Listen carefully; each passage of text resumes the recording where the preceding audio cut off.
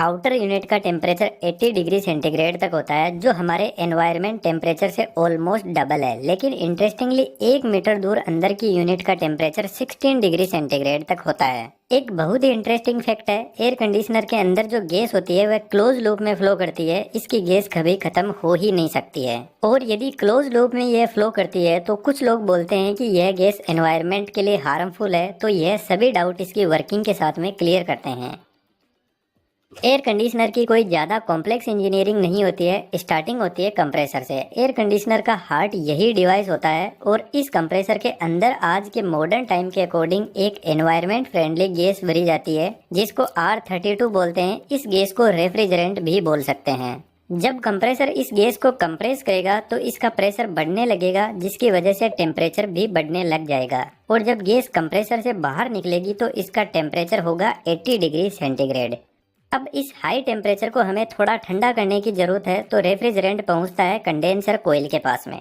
आज के टाइम में एसी के ऊपर 100% कॉपर कोयल लिखा रहता है, तो कंपनी इसी कोयल की बात कर रही होती है। क्योंकि कॉपर कोयल की हीट एक्सचेंज क्वालिटी बहुत शानदार होती है, तो ये गर्म और ठंडी बहुत जल्दी हो जाती है। इन इतनी लंबी कोयल से जब रेफ्रिजरेंट फ्लो करेगा तो ठंडा होने लगेगा, और इस कोयल से हीट को जल्दी बाहर निकालने के लिए एक फैन भी लगा रहता है। जब रेफ्रिजरेंट कोयल से बाहर निकलेगा तो इसका टेम्परेचर 50 डिग्री सेंटीग्रेड तक पहुंच जाएगा। लेकिन कंडेंसिंग कोयल के पास में जो गैस कंप्रेसर से मिल रही थी उसको यह लिक्विड में बदल देगा। आपको पता है, जब हम पानी को गर्म करते हैं तो वह लिक्विड से वेपर में बदल जाता है, यानी लिक्विड से गैस। इसके उल्टा जब कोल्ड ड्रिंक की बोतल को हम फ्रिज से निकालकर बाहर रखते हैं तो इसके चारों तरफ पानी की बूंदें जमा हो जाती है, जिसका मतलब है वेपर वापस लिक्विड में बदल रहा है। तो कंडेंसिंग कोयल भी गैस को ठंडा करने का काम करती है, जिससे यह गैस से लिक्विड में बदल जाती है। लेकिन अभी भी यह हाई टेम्परेचर का लिक्विड हमारे किसी काम का नहीं है। तो यहाँ से लिक्विड एक्सपेंशन वॉल के पास में जाता है। एक्सपेंशन वॉल का ओरिफाइस बहुत छोटा होता है, तो इधर वाली साइड में बहुत ज्यादा हाई प्रेशर भी है और हाई टेम्परेचर भी है। लेकिन जब इस नैरो ओपनिंग से रेफ्रिजरेंट बाहर निकलेगा तो इसका प्रेशर सडनली रिड्यूस हो जाएगा, जिसके साथ में इसका टेम्परेचर भी रिड्यूस हो जाएगा और यह लिक्विड एक्सपेंड करेगा, जिससे यह रेफ्रिजरेंट वापस लिक्विड से गैस में बदलने लग जाएगा। लेकिन यहाँ पर लिक्विड 100% गैस में नहीं बदल पाता है। यह वॉल ठीक एक वाटर स्प्रे की तरह काम करता है। वाटर स्प्रे भी बेसिकली वाटर को वेपर में बदल देता है और यह काफी ठंडे भी होते हैं। गर्मियों में छत पे रखी टंकी का पानी बहुत ज्यादा गर्म हो जाता है, तो उसको ठंडा करने के लिए शावर से आपको पानी का टब भरना होगा और आप देखना पानी का टेम्परेचर काफी रिड्यूस हो जाएगा। अब यह एकदम ठंडा रेफ्रिजरेंट जाता है हमारे रूम में लगी हुई इवेपोरेटर कोयल के पास में। यह कोयल भी कॉपर की ही बनी होती है, जो हीट एक्सचेंज का काम करती है।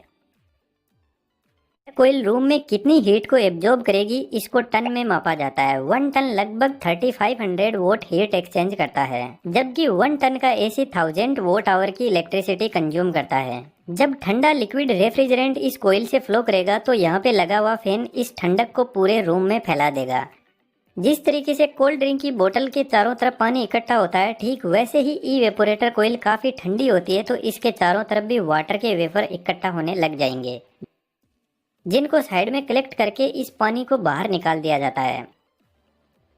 इसी फंडे को यूज में लेकर बारिश के मौसम में बहुत ज्यादा नमी हो जाती है, तो एयर कंडीशनर रूम के अंदर की नमी को भी सोख कर बाहर निकाल देते हैं। यह कोयल रूम को तो ठंडा कर रही है, लेकिन रूम की जो गर्मी है उससे इसमें फ्लो हो रहा रेफ्रिजरेंट धीरे धीरे वापस गर्म होने लगता है। और अभी मैंने आपको बताया कि एक्सपेंशन वो लिक्विड रेफ्रिजरेंट को 100% वेपर में नहीं बदल पाता है, तो रूम के अंदर जो गर्मी है उससे रेफ्रिजरेंट वेपर में बदलने लग जाता है। लेकिन जब रूम ठंडा हो जाता है तो यह कोयल भी इस रेफ्रिजरेंट को पूरा वेपर में नहीं बदल पाती है। अब इवेपोरेटर कोयल से यह मिक्स्ड लिक्विड और वेपर पहुंचता है कंप्रेसर के पास में। और जैसा कि इस डिवाइस का नाम ही कंप्रेसर है, तो इतना तो हम दिमाग लगा सकते हैं कि सिर्फ गैस को ही कंप्रेस किया जा सकता है, लिक्विड कंप्रेस नहीं होता है। और बाई चांस ये लिक्विड कंप्रेसर में पहुंच गया तो कंप्रेसर ब्लास्ट कर जाएगा, और ब्लास्ट नहीं हुआ तो कंप्रेसर के अंदर capacitor start single phase induction motor लगी रहती है, वह जल जाएगी लिक्विड से। तो हमें कंप्रेसर को सेफ रखना बहुत ज्यादा जरूरी है। तो एक्चुअल में एक्सपेंशन वॉल कुछ इस टाइप का होता है और ये जस्ट इवेपोरेटर कोयल के पास में लगा रहता है। इसमें नीचे से हाई टेम्परेचर और प्रेशर वाला लिक्विड आ रहा है और जब यह इस नैरो एरिया से पास करेगा तो वेपर में बदल जाएगा। एक्सपेंशन वॉल बेसिकली यहाँ पर जो ओपनिंग है उसको कंट्रोल करता है। यदि यह रेफ्रिजरेंट को बहुत कम एरिया से पास करवाएगा तो कुछ ही रेफ्रिजरेंट वेपर में बदल पाएगा, जिससे इवेपोरेटर कोयल कम ठंडी होगी। और जितना ज़्यादा रेफ्रिजरेंट यहाँ से पास होगा उतना ही रूम टेम्परेचर डाउन होता जाएगा। वॉल में ऊपर की तरफ एक डायफ्राम लगा रहता है और यही डायफ्राम इस रोड के थ्रू यहाँ से फ्लो हो रहे रेफ्रिजरेंट को कंट्रोल करता है।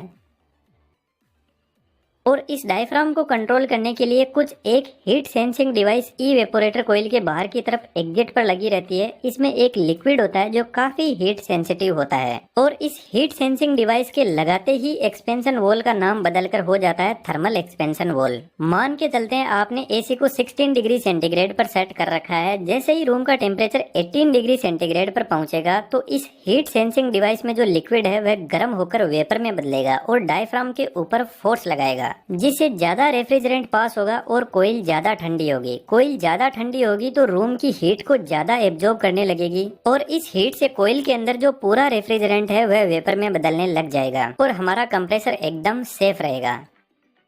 बेसिकली कंप्रेसर कंडेंसिंग कोयल के एकदम पास में लगा रहता है और आज के टाइम में स्पाइरल टाइप कंप्रेसर भी एयर कंडीशनर में यूज होते हैं जो काफी साइलेंट और स्मूथ होते हैं। तरफ लिक्विड जा रहा है और दूसरी जिसमें इवेपोरेटर से निकलकर वापस कंप्रेसर के पास में जा रहा है। यह दोनों पाइप एक दूसरे के पास में सेट की जाती है। इसके पीछे रीजन है, इधर रेफ्रिजरेंट कंडेंसिंग कोयल से आ रहा है जो अभी भी काफी गर्म है और रूम को ठंडा करने के लिए जा रहा है, तो इधर वाली कोयल से थोड़ा बहुत यह भी ठंडा होने लगेगा और इधर वाली कोयल से रेफ्रिजरेंट कंप्रेसर के पास जा रहा है तो यह गर्म होकर पूरी तरीके से वेपर में बदलने लगेगा, जिससे ओवरऑल एयर कंडीशनिंग की एफिशिएंसी बढ़ती है। अब एक सबसे इम्पोर्टेंट क्वेश्चन, वीडियो को पॉज करके कमेंट में जरूर से लिखना, क्या आप बता सकते हो कि यहाँ पर कौन सी डिवाइस है जो कूलिंग को कम ज्यादा कर रही है? यदि आपका आंसर थर्मल एक्सपेंशन वॉल है तो आप गलत हो। थर्मल एक्सपेंशन वॉल बेसिकली यह डिसाइड करता है कि कंप्रेसर के पास में लिक्विड पूरी तरीके से गैस में बदल कर ही जाना चाहिए। यहाँ पर बेसिकली टेम्परेचर को कंट्रोल हमारा कंप्रेसर ही करता है। जब हम एयर कंडीशनिंग के टेम्परेचर को कम ज्यादा करते हैं तो बेसिकली हम कंप्रेसर की मोटर की स्पीड को कम या ज्यादा कर रहे होते हैं। जितना ज्यादा कंप्रेसर रेफ्रिजरेंट को पंप करेगा उतनी ही ज्यादा कूलिंग होगी।